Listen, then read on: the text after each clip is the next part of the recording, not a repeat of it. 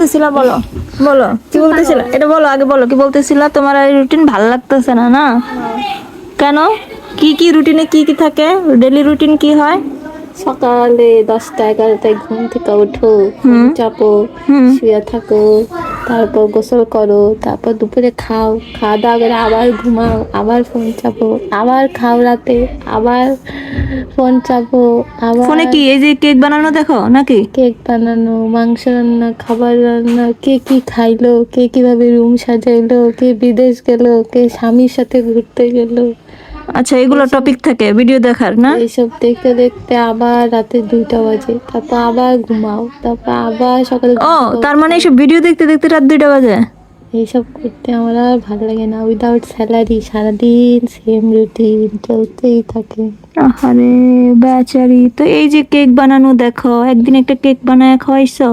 মানুষের যে সংসার ভাঙা এত হাই উতাস দেখো তাদেরকে কোনোদিন মোটিভেশন দিছো যে এই করো না সেগুলো করছো তাও করো নাই তো এগুলো তোমার শুধু জীবনের স্যালারি কেমনে আসবে আসবে তুমি নিজে দিয়ে একটা ভিডিও বানাইলে তো পারো এরকম মোটিভেশন দিতে দিতে সেগুলো এতদিনে ভিউ হইতো ডলার তো কিছু হইলেও স্যালারি হিসেবে চলে আসতো তাই না আমি আমি সব দেখতেই পাই, আমি সব দেখি তাই মানুষ স্যালারি পায়। আমি তো ওদের মালিক বস। বড় দিলদরিয়া মানুষ পরোপকারী মন মানুষের এগুলো ভিডিওগুলো দেখো তাই তারা স্যালারি পায় আমি না দেখলে কিভাবে হইতো?